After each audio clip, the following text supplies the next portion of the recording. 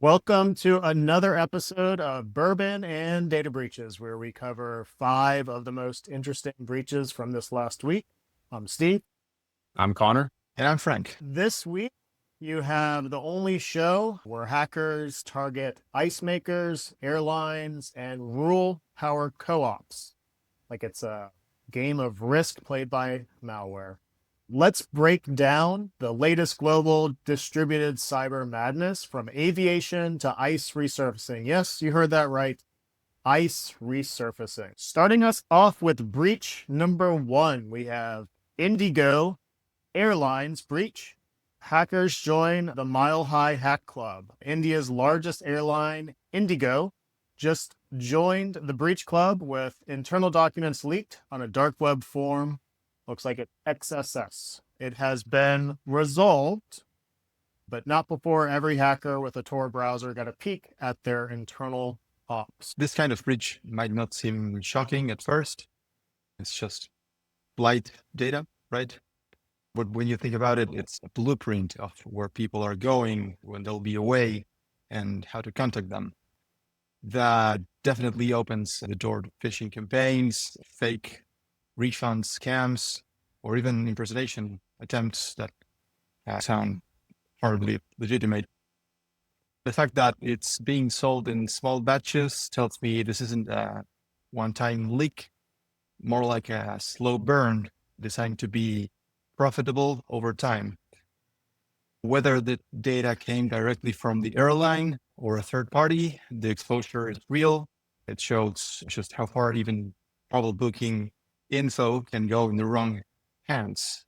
Safe travels for that info. Yeah, and when you think about airlines, Indigo is not an airline I've ever personally used.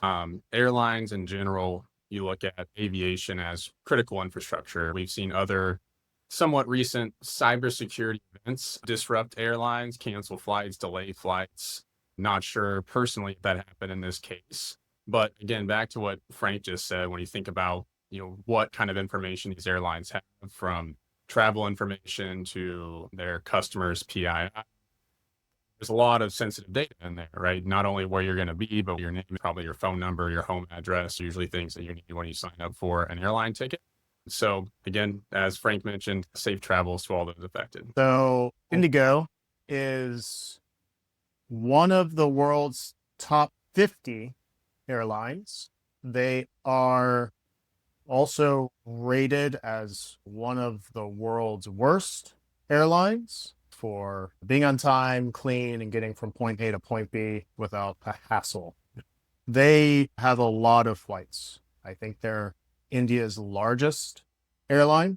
Yeah, India's only character among the world's top 10 airlines. So this is going to impact a lot of people and be a lot of information that people never wanted to get out. So going to be a problem. Moving on to story number 2, Dar al-Teb ransomware. Paging doctor cyber attack. Egypt's Dar al-Teb healthcare network was hit by Gunra ransomware, a new name for us, adding the MENA region to the Ransomware World Tour. It is still ongoing. It's terrifying when lives are literally dependent on access to patient records. I believe it's a large healthcare network in Egypt. And unfortunately, it looks like hackers are getting access to a lot of really sensitive information. So it looks like you said Egypt healthcare. What's bad when ransomware gangs start expanding like franchises? They're now open in Cairo. Get your free encrypted MRI scan with your next visit.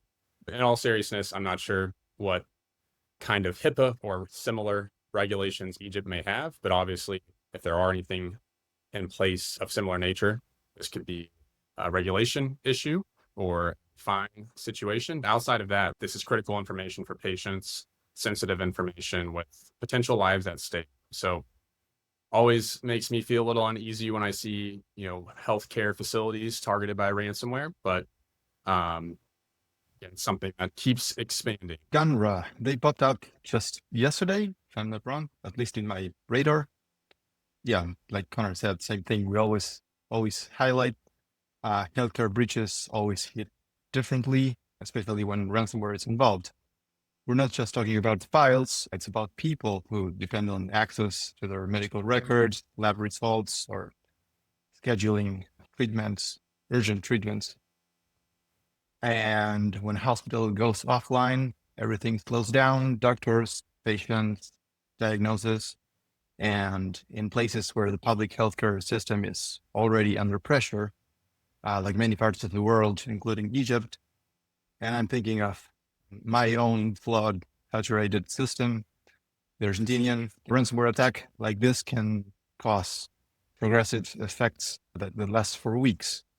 And what's frustrating is that these organizations rarely have the resources to defend themselves properly, but they are always high-value targets at the same time.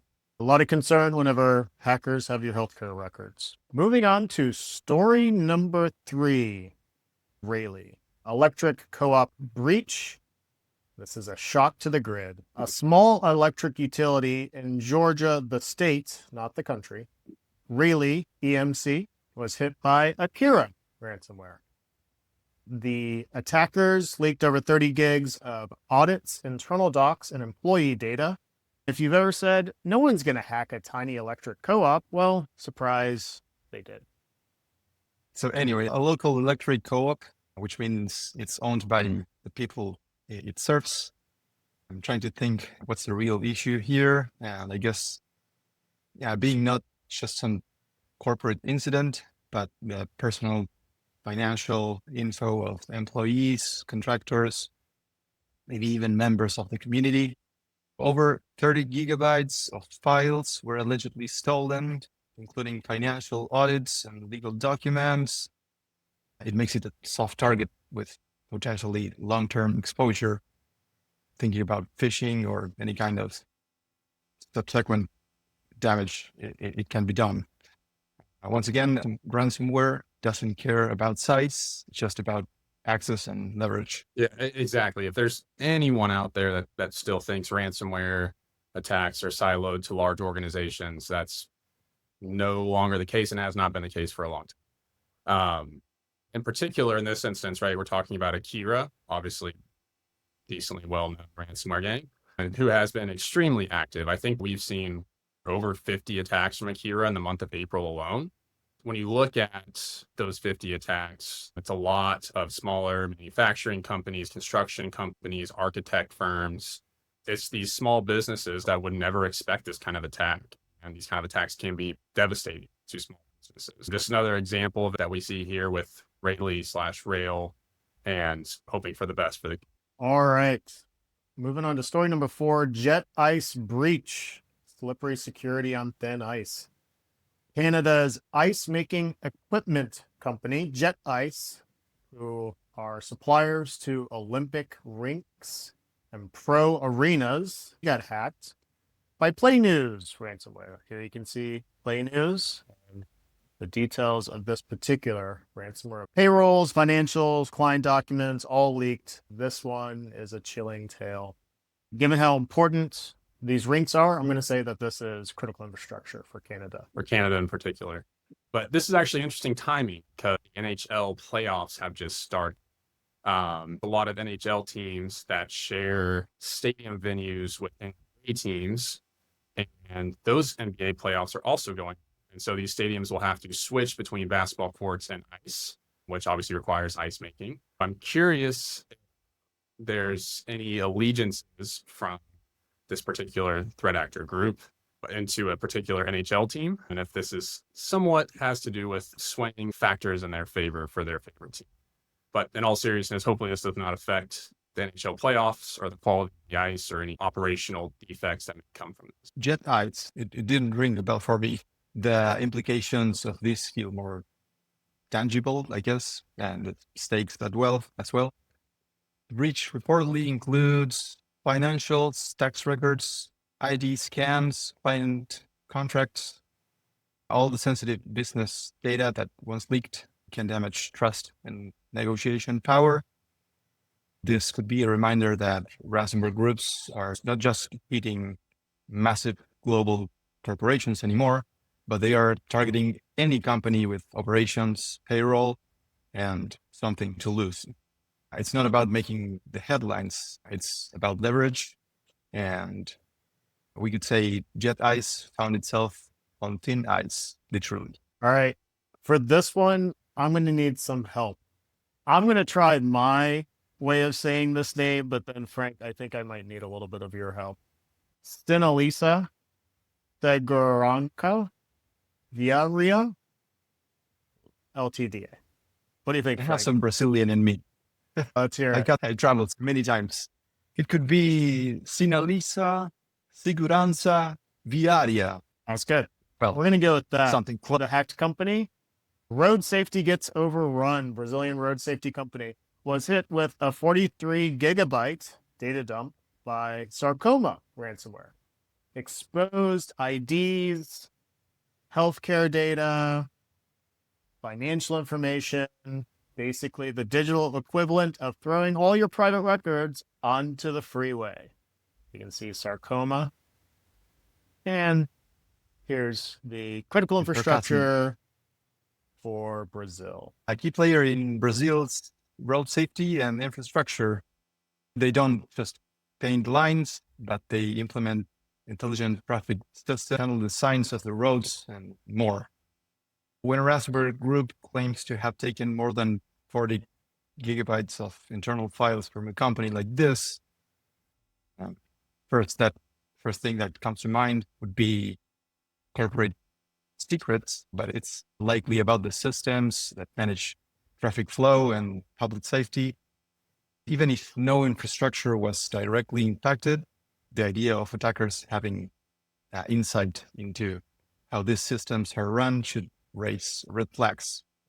Even the most physical, concrete industries are not safe from hackers. Yeah, and then on top of those potential operational insights that may be leaked in terms of traffic flow, we know there was IDs, healthcare data, financial information. I'm not familiar with government projects or the economy in Brazil, but I do know here in the States that a lot of the roads have some sort of government involvement, obviously because they are public roads. So with the exposure of potential government employees' IDs and information, that leads down the road for potential impersonations or deepfakes, right? Fake IDs, potential threat actors being able to impersonate government employees potentially, or at a minimum, employees or customers of this particular company.